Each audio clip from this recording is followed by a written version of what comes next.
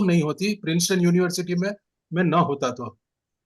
Study किया उन्होंने millions of years पीछे में, और आगे के, क्योंकि मिलियंस ऑफ इयर्स जो आगे आएंगे उस पर क्या इम्पेक्ट पड़ेगी, तो इतना डिटेल्स में उन्होंने स्टडी किया, जो उन्होंने 2021 का नोबेल प्राइज इसमें मिला है। तो ये एक इश्यू है जिस पे हम लोग को आगे कभी बात करेंगे कि कंसिक्वेंसेस ऑफ ग्लोबल वार्मिंग, एक अलग ही सब्जेक्ट है जिस पे डिटेल हम लोग डिस्कशन कर सकते हैं। आज के लिए इस विषय पे और अपनी एक्सपर्टाइज के लिए राहुल चौधरी साहब को हम बुला रहे हैं। उनका परिचय थोड़ा सा दे दूं तो, लाइफ एक संस्था है, उसके ये फाउंडर ट्रस्टी है। लाइफ का फुल फॉर्म है legal initiative for forest and environment. इन्होंने राइट टू लाइवलीहुड अवार्ड, वो भी उन्होंने अगेंस्ट इंडस्ट्रियल जाइंट, लड़के आदिवासियों के हक के कारण, उनकी जमीनों बचाने कारण उनको ये अवार्ड भी मिला है। ये लड़ाई 50,000 करोड़ का प्रोजेक्ट था, नियमगिरी, जो नाम सबने सुना होगा, 12 गांव के अंदर, तो सभी आदिवासी गांव हैं उसमें। फर्स्ट टाइम इंडिया में ऐसा हुआ कि रेफरेंडम लोगों का लिया गया। उड़ीसा गवर्नमेंट इनकी प्रोजेक्ट में पार्टनर थी। 2013 की ये बात कर रहा हूँ। इसके सक्सेसफुली जीते और वेदांत को अपना प्रोजेक्ट समेटना पड़ा। This was the first biggest win in Indian corporate, कि जहां पे आदिवासी गांव के कॉर्पोरेट और सरकार को हराए थे। तो इसके लिए ये जो हीरोइक वर्क, उसके लिए इनको, उनके जो पार्टनर ऋत्विक दत्ता, वो भी एडवोकेट हैं, वो उनको ऑल्टरनेट जो नोबेल का जो कह सकते हैं, वो प्राइज इनको ग्लोबल अवार्ड मिला है। तो ऐसे दुनिया के और भी बहुत सारे मामले बनते जा रहे हैं भारत में आज। तो करीब 3-4 मामले तो हम लोग ने इनको भेजे, जो as a pro bono advocate वो इसको लड़े हैं और सक्सेसफुली उसको डिफेंड किए हैं, लोगों के अधिकार को। तो हम तो ये कहेंगे कि ये जनता के, एनवायरमेंट के पुलिस है, जो गांव के आदिवासियों के लिए, जिनके पास कुछ भी नहीं है, उनको साथ में खड़े होकर उनके साथ काम करते हैं। तो ऐसे हमारे हीरो राहुल चौधरी जी को आज के इस वेबिनार में मैं शुरुआत करने के लिए मैं उनको आमंत्रित करता हूं। Please share your expertise and advice. Rahul Chaudhary साहब। प्रवीण जी, बहुत धन्यवाद, आपने लंबा चौड़ा इंट्रोडक्शन दिया। और शिवानंद जी को भी इस कार्यक्रम की शुरुआत करने के लिए धन्यवाद। इसमें मेरे पास शेयर करने का है क्या? स्क्रीन शेयर करने का दे सकते हैं आप? ये शिवानंद भाई। हम्म, कितना समय होगा? आप, हाँ बिल्कुल, नो पोस्ट प्रॉब्लम, बना टाइम, दीजिएगा टेक आप। Your time. अच्छा राहुल जी आप कर सकते हैं, बिल्कुल आप करिए। अच्छा अच्छा।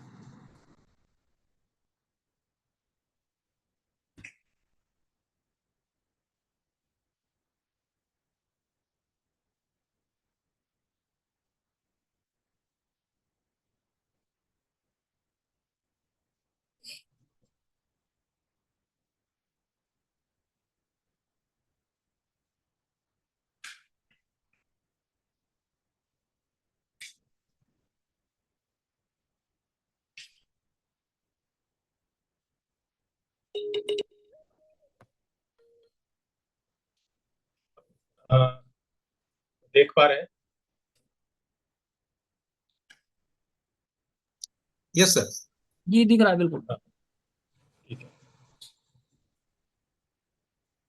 तो जो इशू उठाया था मेन, कि ये क्लाइमेट चेंज का जो मुद्दा है उसको लेके, और हम कहाँ इस पे हैं,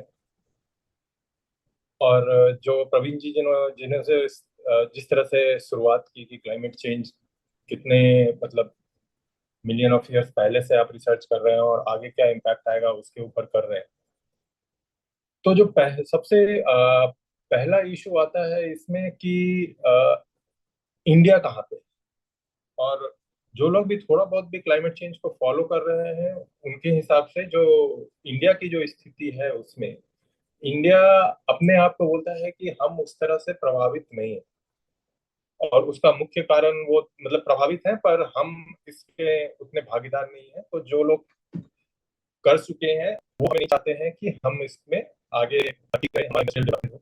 और इसलिए ये आपका जो साइकिल है कि हम प्रोग्रेस करें या क्लाइमेट चेंज के ऊपर काम करें, उसके ऊपर इंडिया का एक अलग तरह का स्टैंड रहा। और ये particular स्टैंड इंडिया का है, और एक तरह से वहाँ भी स्टैंड है आपका। एक तरह से कह दें कि मतलब डिप्लोमेटिक स्टैंड है कि क्या करें, चाहे वो क्लाइमेट चेंज हो या बिजनेस एग्रीमेंट में।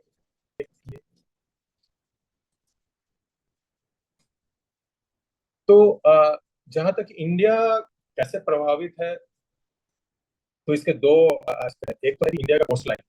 इंडिया की मतलब आप अगर देखें इंडिया के मैप, तो 7,500 किलोमीटर की कोस्ट लाइन है। उसके बाद जो अभी हम लोग महसूस कर रहे हैं पैटर्न ऑफ रेन, तो जो कोस्ट लाइन है उसका इम्पैक्ट ये है कि कोस्ट लाइन से आपका प्रभावित होगा जितने भी कोस्ट लाइन है, कोस्टल एरिया है। और अभी जो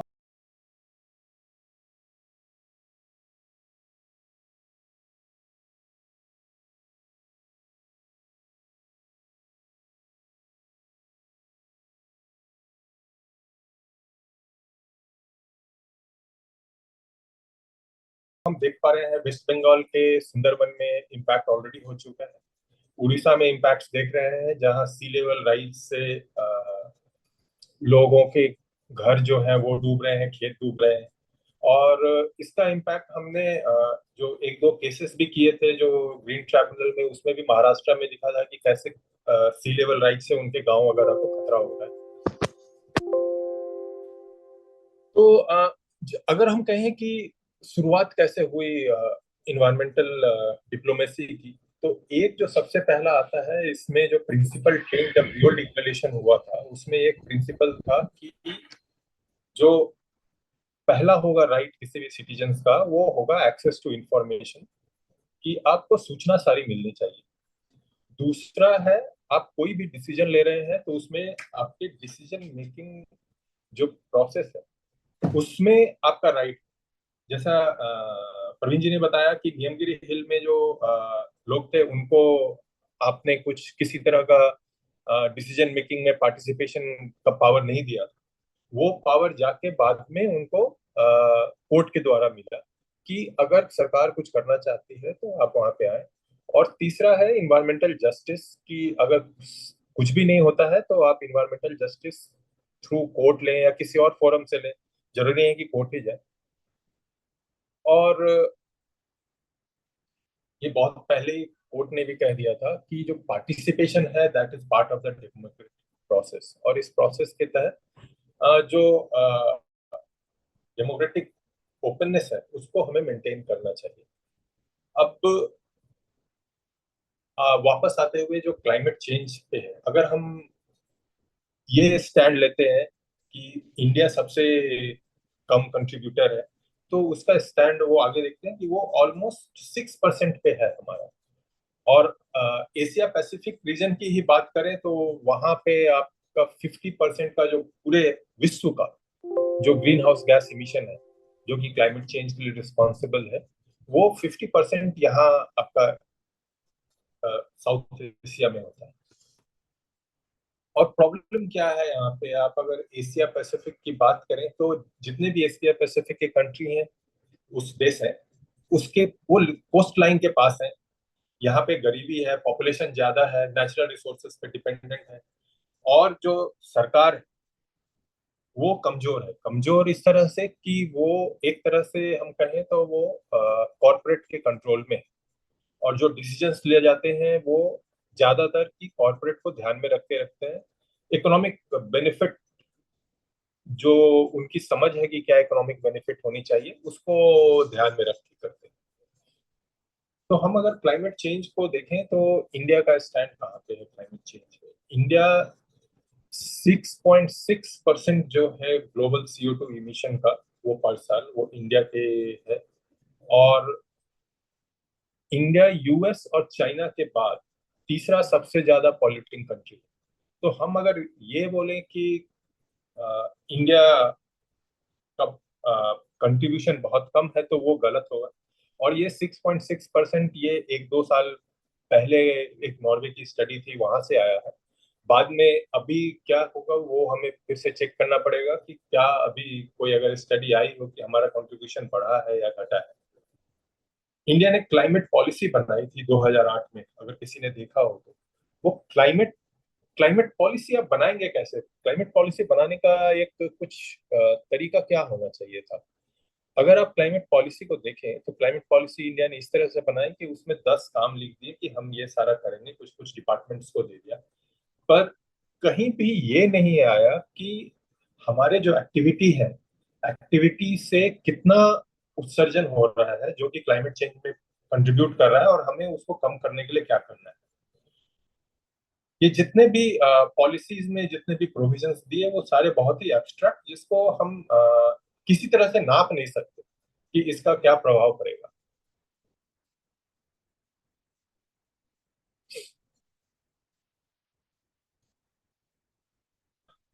अब ये क्लाइमेट चेंज के इम्पैक्ट अगर आप देखें, ये सुंदरबन है जहाँ पे जो सी वाटर है वो अब गाँव में जाने लग गया है।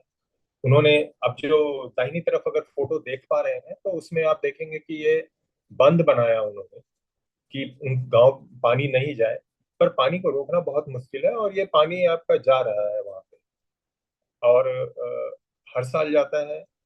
वहां पे उनके खेत घर सब प्रभावित होते हैं।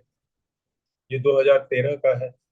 ग्लेशियर्स जो खत्म हो रहे हैं वो हमारे पास इम्पैक्ट है, तो ऐसा है नहीं कि हम इसके इम्पैक्ट्स नहीं देख रहे हैं।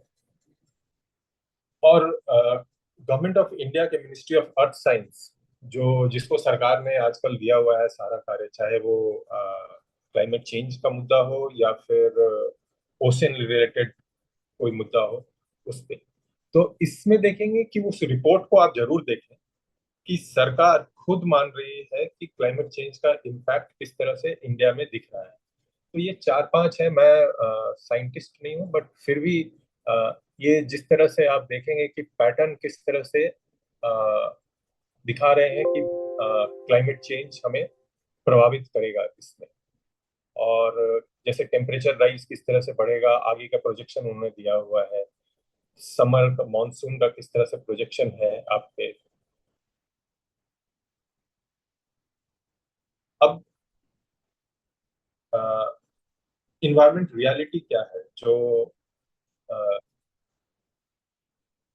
आप लोगों ने देखा होगा, जब भी क्लाइमेट चेंज का कॉप चलता आ रहा है उसमें हमारे तरफ से रिप्रेजेंटेटिव जाते हैं और बात करते हैं बहुत सारे, लेकिन रियलिटी ये है कि हम लगभग 333 एकड़ ऑफ फॉरेस्ट लैंड जो है वो लीगली डाइवर्ट होता है ईच डे, और हर दिन।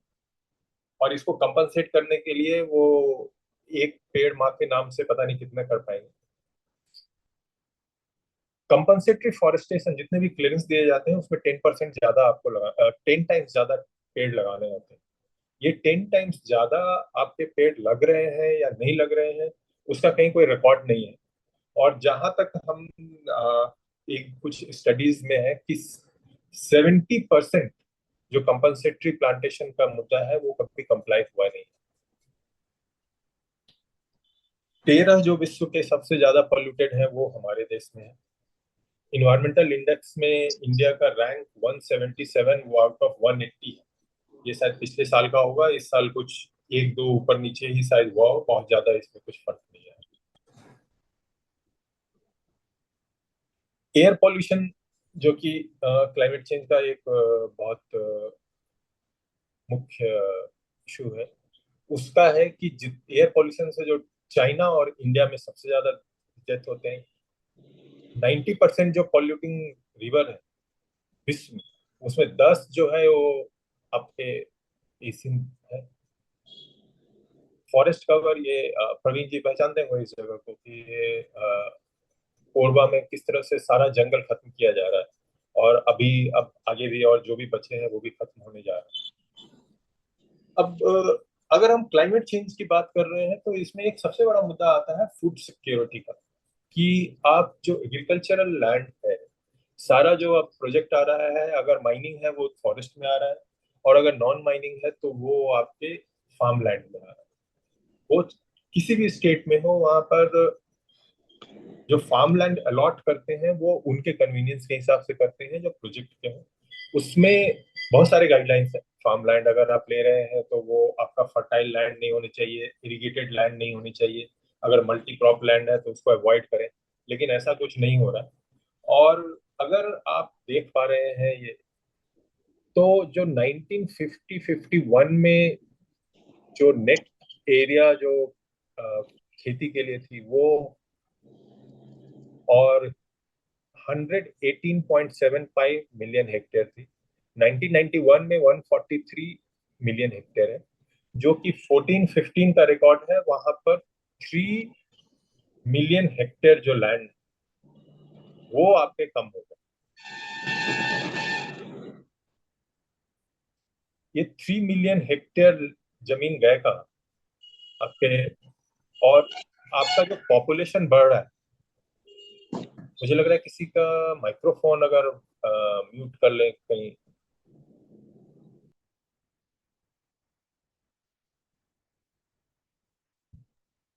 जी राहुल जी, बंद कर दिया है, एक ऑन था। हाँ हालांकि ठीक, लोगों को मैंने बोल ठीक है, के रखा है कि आप अपना ठीक, माइक्रोफोन बंद। ठीक है, धन्यवाद। तो ये आपका जो 91 से 2015 तक में ये आपके जो फार्म लैंड कम हुए हैं और जो हमारे पॉपुलेशन इंक्रीज हुई है, तो ये जो फूड सिक्योरिटी का मुद्दा है उसको सरकार ने कहीं पीछे छोड़ दिया है। और आज भी वैसे ही चल रहा है कि आपका जो फार्म लैंड हर 5 महीने 6 महीने में आएगा कि कहाँ कहीं इंडस्ट्री आ रहे हैं, कहीं पे आपका इंडस्ट्रियल जोन डेवलप हो रहा है, उसमें जा रहा है। और ये बात सरकार ने भी माना है कि जो फार्म लैंड गए हैं वो सारे आपके डेवलपमेंटल प्रोजेक्ट है।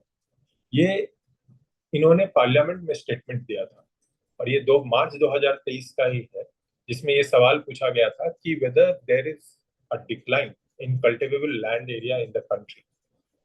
और इसका जवाब उन्होंने दिया था कि marginal decline in agriculture land has been mainly due to diversion of land for non agriculture purpose such as urbanisation, creation of infrastructure, roads, airports, housing etc। तो सरकार भी ये मान रही है कि फार्मलैंड जा रहे हैं। अब पॉपुलेशन ग्रोथ और फार्मलैंड रिडक्शन, इन दोनों को बैलेंस कैसे करेंगे? और ये एक तरह से एडमिटेड है कि क्लाइमेट चेंज का जो है उसका फार्मलैंड पे भी इम्पैक्ट पूरी तरह से आपका पड़ रहा है।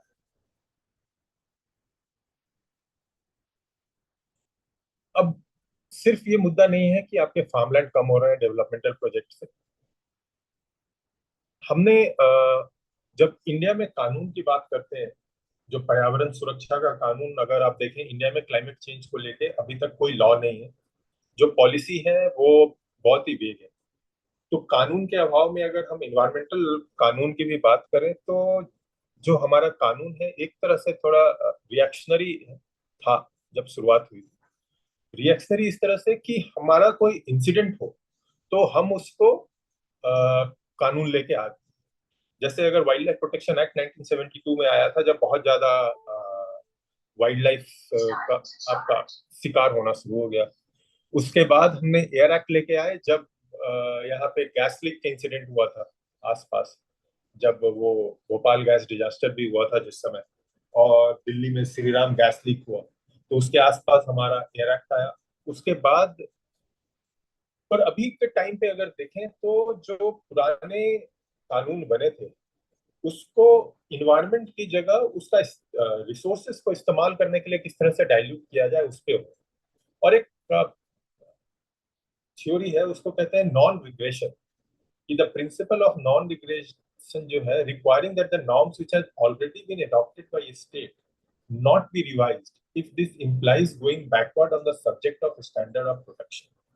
ये आईयूसीएन में है नॉन रिग्रेशन का, जिसमें इंडिया भी भागीदारी है।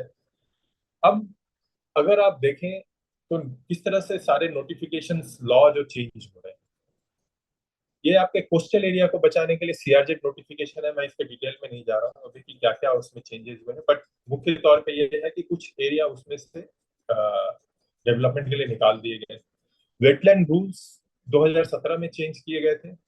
2017 में जो वेटलैंड रूल्स चेंज किए गए थे उसमें भी बहुत तरह से जो वेटलैंड्स के डेफिनेशन में जो आने चाहिए थे एरिया, उसको उन्होंने हटा दिया था। तो आप वेटलैंड्स का इस्तेमाल दूसरी तरह से कर सकते हैं। जो इन्वायरमेंट इम्पैक्ट असेसमेंट नोटिफिकेशन है इस तरह से देखें कि जो अ, बड़े प्रोजेक्ट अगर आते हैं तो उनको इम्पैक्ट असेसमेंट के लिए जाना पड़ता है, और उसमें सिर्फ इम्पैक्ट असेसमेंट नहीं जाना पड़ता है, जिस भी एरिया में ये कोई भी प्रोजेक्ट आने वाला है वहां पर एक तरह से आपके लोगों की भागीदारी होती है, पब्लिक पार्टिसिपेशन प्रोजेक्ट। अब ईआईए नोटिफिकेशन में भी चेंजेस किए, यहाँ तक कि पब्लिक पार्टिसिपेशन में जैसे बहुत सारे मुद्दे हैं कि कोल माइनिंग में उन्होंने बोला कि अगर एक्सपेंशन प्रोजेक्ट होगा और पहले पब्लिक हियरिंग हो चुकी है तो दोबारा पब्लिक हियरिंग की जरूरत नहीं होगी। ऐसे ही उन्होंने बहुत सारे दूसरे प्रोजेक्ट में करने की कोशिश की थी, और उसके बाद कुछ प्रोजेक्ट्स को कि उनको ईआईए नोटिफिकेशन की जरूरत नहीं पड़ेगी उससे बाहर करने की कोशिश हुई। इधर ही 2-3 महीने पहले उन्होंने इस तरह का प्रोजेक्ट ये लेके आए, कानून इंट्रोड्यूस किया है जिसमें जिस प्रोजेक्ट को ईआईए नोटिफिकेशन के अंदर क्लियरेंस ले चुके हैं उनको एयर एक्ट और वाटर एक्ट में कंसेंट लेने की जरूरत नहीं होती। तो वो जो कंसेंट लेने होते हैं उससे बाहर हो जाएंगे। ग्राउंड वाटर रूल्स को उस तरह से उन्होंने अमेंड किया है, जैसे आपके कुछ क्षेत्रों में जो ड्राई जोन था जहाँ पे ऑलरेडी वो प्रोटेक्टेड एरिया था वहां पर उन्होंने पानी निकालने की परमिशन दे दी है। तो मतलब 2004 में ही सुप्रीम कोर्ट ने कहा कि जहाँ पे इकोनॉमिक इंटरेस्ट आता है वहां पर हमें प्रोटेक्शन, इन्वायरमेंट के प्रोटेक्शन को देखना होगा।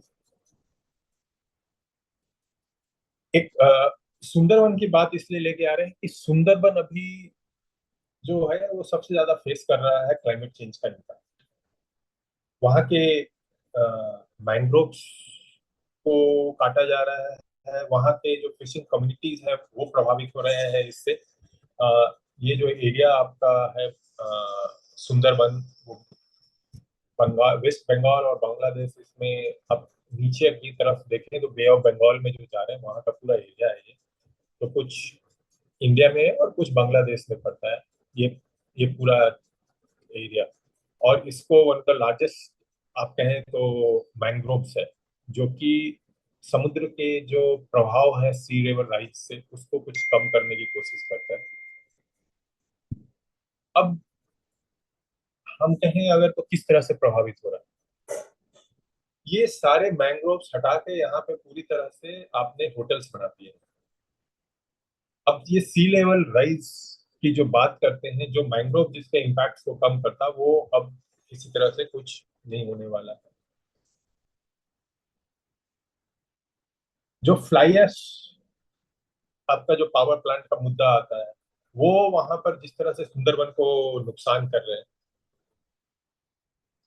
ये पूरे ब्लिकलिंस ने उस एरिया को पूरी तरह से कवर किया हुआ है।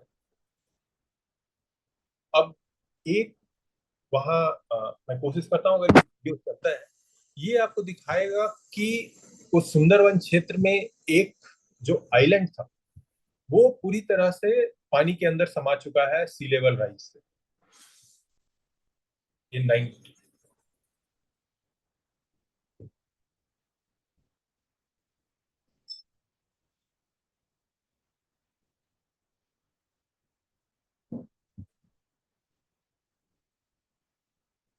ये 2020 तक का है, बट अभी बताया था कि जैसा ये है तो पिछले 20 सालों में, 20-25 साल में ये आइलैंड पूरी तरह से जा चुका है। ये हमारे पास तो आइलैंड का है, पर जो लोग वहां पे रह रहे हैं वो किस तरह से प्रभावित है ये कभी सामने आ नहीं रहा। उनके लाइवलीहुड जिसको कहते हैं हम क्लाइमेट रिजिलियंट, अब क्लाइमेट चेंज के प्रभाव को हम नहीं रोक पा रहे हैं, तो हमें ये देखना होगा कि जो उसका प्रभाव पड़ेगा उस पर किस तरह से हम अ, उसके साथ जूझ सकते हैं, उसके साथ लड़ सकते हैं। और जो आपके जो सबसे सतही लोग हैं, जो इकोनॉमिकली सबसे बैकवर्ड लोग हैं, जो उस क्षेत्र में रह रहे हैं, उनको कैसे उससे लड़ने का हम ताकत दे सकते हैं। ये जैसे ये आइलैंड है, ये भी आप देखेंगे कि 1985 में ये जो लाल है पूरा वहां तक था, अभी 2020 में ये इतना सारा ये पानी में जा चुका है। इसका शायद मेरे पास अभी नहीं है, बट वहां के जो पोस्ट ऑफिस था वो भी पानी के अंदर जा चुका था। अब प्रभाव तो हो गया, बहुत सारे लोग हैं जो प्रभाव के ऊपर और बता सकते हैं। पर इस पे एक्शन क्या हो सकता है?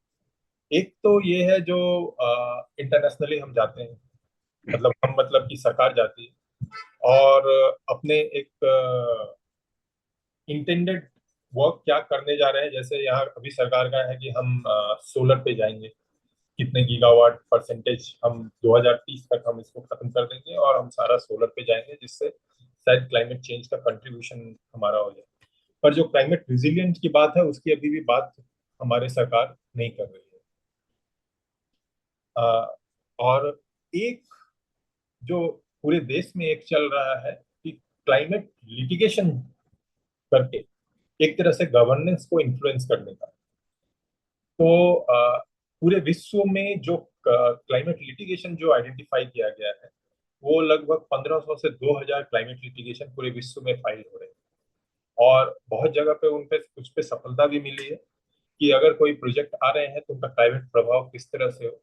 और ये आईपीसीसी की जो 6th असेसमेंट रिपोर्ट है, उसमें उन्होंने रिकॉग्नाइज किया कि क्लाइमेट लिटिगेशन जो है वो क्लाइमेट गवर्नेंस को किस तरह से प्रभावित करता है। मैं थोड़ा बहुत ये क्लाइमेट लिटिगेशन पे ही बात बता देता हूँ। तो क्लाइमेट लिटिगेशन इंडिया में बहुत ज्यादा नहीं है। जो एक रिपोर्ट बनी थी वो रिपोर्ट मैंने नहीं लगाई है, पर जो रिपोर्ट बनाई गई है क्लाइमेट लिटिगेशन पे, एक आप बोलते हैं डायरेक्ट क्लाइमेट लिटिगेशन है कि आपने बताया कि ये क्लाइमेट चेंज का इम्पैक्ट है और हम इसको क्लाइमेट लिटिगेशन मान रहे हैं। दूसरा, किसी भी तरह का आपने केस किया, जैसे आपने जंगल बचाने का अगर केस किया, तो वो भी इनडायरेक्ट वे में क्लाइमेट लिटिगेशन हो सकता है। लेकिन क्योंकि आप उसमें जो पेड़ों को बचा रहे हैं कटने से, तो किसी तरह से भी प्रकृति का नुकसान होने से बचा रहे हैं, और जो कि कार्बन सिंक का जिसको बात करते हैं उसको प्रभाव कर रहा है। लेकिन वो किसी तरह से डायरेक्ट आपके क्लाइमेट गवर्नेंस को नहीं इम्पैक्ट कर रहा। दूसरा, अगर आप कोई प्रोजेक्ट, नए प्रोजेक्ट आने से रोक रहे हैं, तो पहला ये सिस्टमैटिक उसको बोल रहे हैं वो, और दूसरा बोल रहे हैं कि आपने कोई प्रोजेक्ट आने से रोका, किसी को इन्वायरमेंट क्लियरेंस मिल गई है तो उसको लाने से रोक रहे हैं, तो वो एक तरह से आप कह सकते हैं कि वो थर्ड पार्टी को जिसको मिला है उसके खिलाफ आप जा सकते हैं। और ये बहुत डिटेल का है, शायद कभी और अगर हम क्लाइमेट लिटिगेशन के ऊपर चर्चा करें तब इस पे हम जा सकते हैं। पर विश्व भर में जिस तरह से क्लाइमेट लिटिगेशन हो रहे हैं, जो फिलीपींस का पॉपुसा का केस था, तो शायद 80s में फाइल हुआ था, और वो उसको क्लाइमेट चेंज का सबसे पहला केस एक तरह से माना जाता है। उसके बाद एक जूलियाना का केस है जो एक 8 या 9 साल की बच्ची ने फाइल किया था। इंडिया में वो रिधिमा पांडे का केस जो डाला गया है, ये ये है लगभग 1522 केसेस जो आ रहे हैं। ये फिलीपींस में जो सबसे पहले क्लाइमेट लिटिगेशन डाला था कुछ ग्रुप ने। और ये जूलियाना का अमेरिका में एक तरह से गए कहेंगे तो जो पूरे विश्व में जो क्लाइमेट लिटिगेशन की शुरुआत कहेंगे और एक तरह से मूवमेंट चली हुई, वो जूलियाना केस के तहत ही चली। इंडिया में अगर कहें तो क्या हो रहा है, तो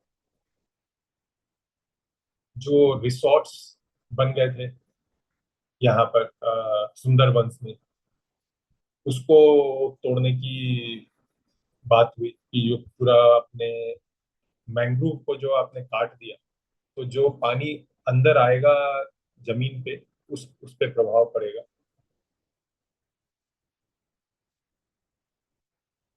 एक बहुत ही इंटरेस्टिंग, ये डायरेक्ट क्लाइमेट चेंज से तो नहीं है, बट ये कहें कि हमारा जो अभी मौजूदा सिस्टम है, जिसमें हम कोल को बहुत ज्यादा महत्व दे रहे हैं आपके एनर्जी के लिए, तो उसमें जितने आपके फ्लाई एश के डिस्पोजल एक सबसे बड़ा मुद्दा होके रह गया है। और अभी जो लोग यहाँ पर हैं उनको ध्यान होगा कि ज्यादातर जो प्रोजेक्ट्स थे वो सारे इंपोर्टेड कोल थे, बेस थे आपके ऑस्ट्रेलियन और इंडोनेशियन कोल, जिसका एश कंटेंट 4%, 5%, 6% इस तरह से रहता था। सल्फर कंटेंट भी बहुत कम होता था। अभी प्रमोट किया जा रहा है आपके इंडियन कोल को। अब उसके पॉलिटिक्स और उसके अंदर नहीं जाते, पर इंडियन कोल में आपका एस कंटेंट 25% से 30% तक भी हो सकता है। और ये जो है, ये मुद्दा ये था कि इंडिया में जब आप एश डिस्पोज नहीं कर पा रहे थे, तो यहाँ से फ्लाई एश बांग्लादेश भेजा जाता था समुद्र के रास्ते। और ज्यादातर ये क्या करते थे कि जो फ्लाई एश ले जाने वाले जहाज, जो बैराज कहते हैं, बड़े बैराज जिसमें पूरा फ्लाई एश भर दिया जाता था, वो सारे पुराने बैराज होते थे और बीच समुद्र में जाके उनको डुबा दिया जाता था। और वो वहां के मछुआरों को प्रभावित करते। तो अब फ्लाई एश डिस्पोजल करने का अगर इस तरह का तरीका जो सामने दिख रहा है, पता नहीं और भी कितने सारे तरीके होंगे। ये महाराष्ट्र में है, जहां पर सी लेवल राइज से हम बोल रहे हैं कि हमारे यहाँ प्रभाव नहीं पड़ रहा है, पर ये आप देखें, ये लंबा सा जो स्ट्रेच आ रहा है, यहाँ पे सारे गांव, और ये गांव जो है वो फिशिंग पे डिपेंडेंट है। और इनके लिए सी लेवल राइज से जमीन क्या, उनके पीने का पानी खराब हो चुका है। उनके गांव जो है वो समुद्र में जाने के लिए अभी पूरी तरह से देख ले तो कैसे ये पूरा नैरो हो चुका है। ये इंडिया का क्लाइमेट लिटिगेशन फाइल हुआ था। इंडिया में 2 या 3 ही अभी तक लोगों ने एक तरह से क्लाइमेट लिटिगेशन किया है। और एक और मुद्दा आता है जब आप क्लाइमेट की बात करते हैं, क्लाइमेट चेंज में, तो एक जस्ट ट्रांजिशन। अब अगर आप सही मायने में देखें तो जस्ट ट्रांजिशन एक अच्छी चीज है, क्योंकि जस्ट ट्रांजिशन के थ्रू आप जितने भी लोग उसमें डिपेंडेंट हैं, जैसे अगर हम कोल की बात करें तो जितने इसमें लेबर्स हैं, जितने इसमें आपके बाकी इनडायरेक्ट एम्प्लॉयमेंट है, उसको किस तरह से हम देखेंगे। पर कुछ कंपनियों ने, जिनको क्लाइमेट चेंज के थ्रू बंद करने की बात हो रही थी, उन्होंने प्रॉक्सी लिटिगेशन करके कि यहाँ पे लेबर्स का इम्पैक्ट होगा, और उन्होंने वो सारा ट्रांजिशन का प्रोसेस रुकवाया।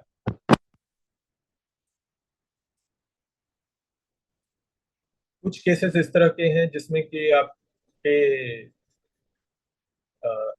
क्लाइमेट गोल्स जो है उसको दिखाने के लिए किस तरह से इन्वेस्टमेंट पे इम्पैक्ट पड़ा। फिर क्लाइमेट एक्टिविस्ट जो भी काम कर रहे हैं क्लाइमेट चेंज को लेके, उनके ऊपर किस तरह से भारत में नहीं पूरे विश्व में जिस तरह से उनके ऊपर अटैक चल रहा है। तो अगर हम मुद्दे की बात करें तो पहला तो ये साफ है कि हमारे पास इम्पैक्ट है। दूसरा ये कि अगर क्लाइमेट चेंज और सस्टेनेबिलिटी की बात करें तो हमारे पास कानून की कमी है, जो कि पूरी तरह से ये देखिए कि क्लाइमेट इम्पैक्ट के प्रभाव को कानूनी तौर पे कैसे इंटरवीन किया जाए। पर साथ में ही बहुत सारे जो अभी एग्जिस्टिंग लॉ है या जो पॉलिसी है, उसका इस्तेमाल करके एक क्लाइमेट लिटिगेशन को एक तरह से हम कहें कि टूल बना के, और इसको गवर्नेंस में बदलाव लाने की कोशिश की जा सकती है। धन्यवाद।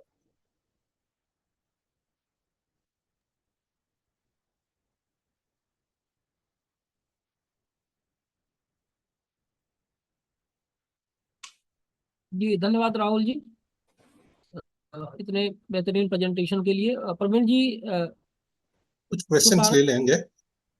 हाँ क्वेश्चंस लेंगे। तो राहुल जी, एक